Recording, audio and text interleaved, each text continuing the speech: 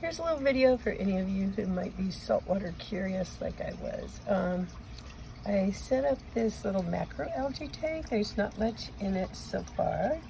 It's just, yeah, they're pretty easy. So I was inspired by a talk by Jonathan Butkus at our Sacramento Aquarium Society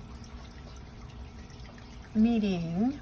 He spoke to us and set up a macroalgae tank as a demo, and one lucky person bid on it and got to take it home. And that was a few months ago, and I just wasn't ready to think about saltwater because when I was in college, I had a big saltwater tank, kind of just fish only, fish and just some fake coral.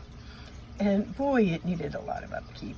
And I was very fascinated by this thought of a planted saltwater tank. So Jonathan really inspired me, and I set this up just with some live sand substrate, some live rock from our local fish store, Splash Aquarium, this red rock, and then this other rock. Somebody told me what this is, but I forgot.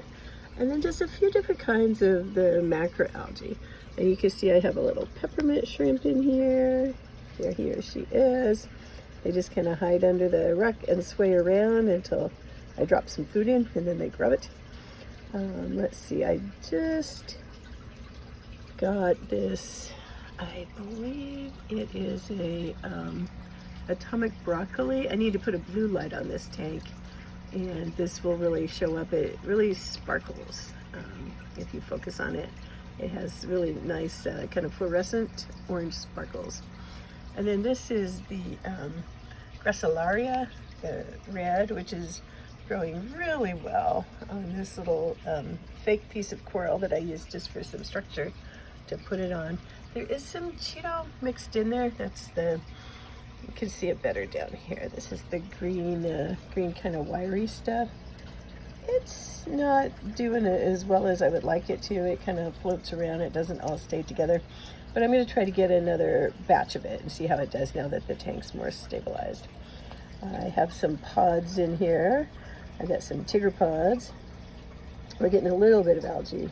This is a GSP green star polyp, and he's doing pretty well. And then the shrimp thinks I'm going to feed him or her out here begging. That's a peppermint shrimp. They don't eat the algae. They like more meaty food, so I do give it some pellets, and we'll be figuring out what else I can give it.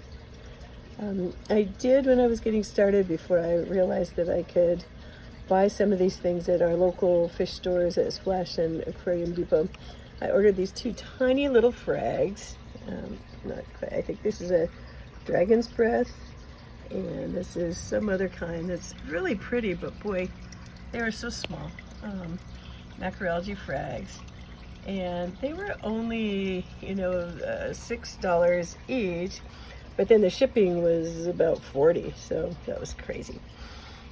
Won't do that again. And you can see there's even some duckweed that got from my other tanks into this saltwater tank, and the duckweed surprisingly survives for a while. So I have a little pod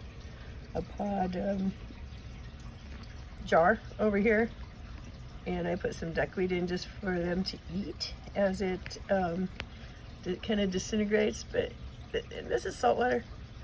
It's not really disintegrating, it's just still there. So yeah, duckweed gets everywhere. But anyway, for the saltwater curious, these little macroalgae tanks are a great way to get started. I have just a regular hang on back filter here, not the fancy reef setup stuff, regular heater, got a little spotlight there. Yeah, got mangrove here. I'm growing out some more mangroves in salt water. They do well when they start in salt water rather than in fresh and then trying to move them over, because they develop these little pores when they're in salt water. They develop these pores up on their stem that allow them to excrete the salt. And I've noticed in freshwater, they don't do that. They just leaf and get roots. Yeah.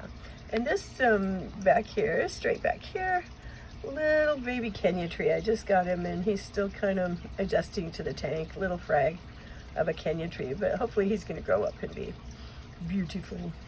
So anyway, here's the whole tank, and I was really enjoying it. It's in my office near where I sit by the computer. I just have some random shelves put in front, and there's some fake coral behind it, kind of giving it a 3D and a little poster thing.